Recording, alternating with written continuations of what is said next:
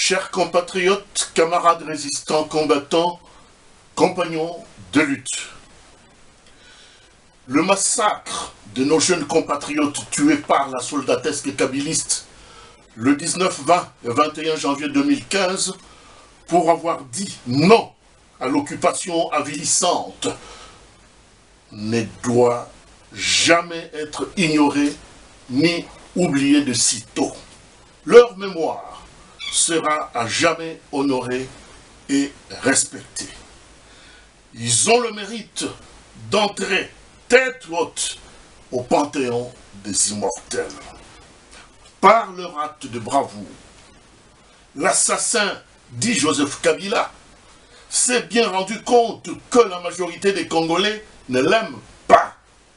Nous ne supportons plus de voir l'imposture trôner à la tête du pays de Simon Kimbangu et de Patrice Emery Lumumba. C'est la raison pour laquelle, au soir d'un mandat politique usurpé en 2011, ce cheval de Troie multiplie à tue-tête moult manœuvres de séduction et de charme pour corrompre à gros sous ceux des Congolais faibles d'esprit, manipulables à merci, afin que ceux-ci puissent l'aider à se maintenir indéfiniment à la tête de notre beau et grand pays par un glissement insidieusement organisé. Il s'avère que la détermination et les efforts consentis par notre peuple pour en finir avec ce pouvoir tyrannique soient mis à mal et étouffés par des collabos réactionnaires impénitents, traîtres à la nation, qui se recrutent dans les tangs d'une classe politique pourrie, prompte à vendre notre pays aux étrangers pour quelques billets de banque. Le moment vient où notre peuple va ignorer les vertus de l'indulgence et sera totalement impitoyable à l'égard de ces importuns égarés qui, pour assouvir leurs bas instincts égoïstes, ont-ils préféré se compromettre aux sollicitations et à la ruse de l'ennemi de notre pays à cause de l'argent. Pour cette grave trahison, ils se sont mis du mauvais côté de l'histoire. Et c'est malheureusement ce côté de l'abomination et de l'opprobre que se situe le Mwanda Nsemi et autres mange-grattes qui s'inscrivent dans une fausse logique de dialogue made in Kabylie et celle des élections pièges à con qui seront organisées par une commission électorale indépendante corrompue sous la férule d'un pouvoir criminel finissant disqualifié et de surcroît en perte de vitesse.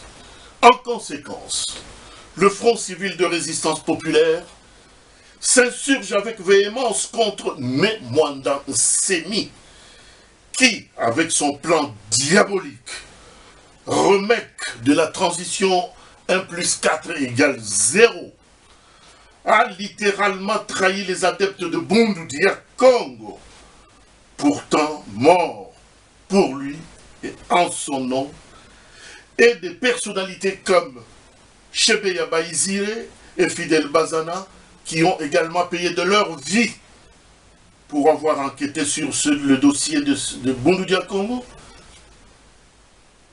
et sur cet odieux massacre au nom des droits de l'homme et sans oublier encore de ces autres infortunés croupissant dans les prisons mouroirs de l'assassin Kabila dont Mwanda Nsemi voudrait sauver à tout prix. Quel cynisme!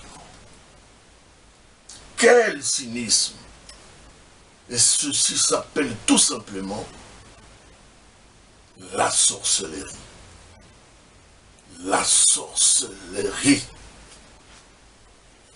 Par ailleurs, contrarié par des critiques acerbes qui fusent de partout. Cette tribalo-claniste a eu l'outrecuidance d'organiser un point de presse pour réveiller en ce moment critique que traverse notre pays des vieux démons de la division en proférant des menaces avec des propos séparatistes qui rappellent la sombre période de la sécession du Katanga de Moïse Tshombe et celle du Sud Kasaï de Kalonji Albert, divisions qui ont coûté à notre nation, au lendemain du 30 juin 1960, presque 1 million de morts avec son cortège de misère et de désolation. Avouons que ces menaces réjouissent et confortent l'imposteur rwandais qui a dans sa gibecière un projet funeste de balkaniser le Congo pour permettre à ses mentors patentés d'exploiter allègrement nos immenses ressources naturelles et stratégiques tant convoitées. Le découpage à la cavalière de notre espace territorial national, passant de 11 provinces à 26 provinces 7, mal loties en infrastructures et en dotation financière, révèle sans autre le plan du chaos à venir prévu par nos ennemis longtemps identifiés. Cependant, fort du sens que le Congolais accorde à l'unité nationale et à l'amour que le Congolais garde pour la mère patrie, nous ferons toujours échec à cette pègre internationale d'où qu'elle vienne. La nation congolaise est la somme d'identités culturelles, tribus, ethnies, inclus dans l'espace géographique dénommé aujourd'hui République démocratique du Congo. La province du Bas-Congo procède de la division administrative de la République démocratique du Congo.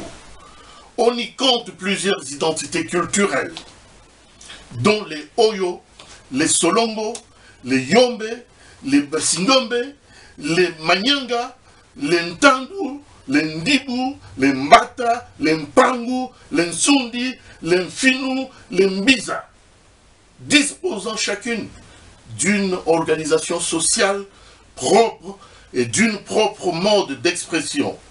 Les Besingombe parlent Kisingombe, les Baoyo parlent le Kioyo, les Basolongo parlent Kisolongo, les Bantandu parlent le Kintandu, les Bayombe parlent le Kiyombe, les Manyanga parlent le Kimanyanga. Les Nekongo, c'est-à-dire les originaires de cette partie administrative de la République démocratique du Congo, dont Mwandanseni s'autoproclame unilatéralement leader éclairé pour faire sécession dans la province du Congo central, ne se laisseront pas manipuler ni influencés par ce gourou et charlatan de grands chemins. Les peuples du Congo central ont démontré à chaque étape importante de notre histoire nationale qu'ils constituent un grand peuple, pourvu d'une grande maturité politique.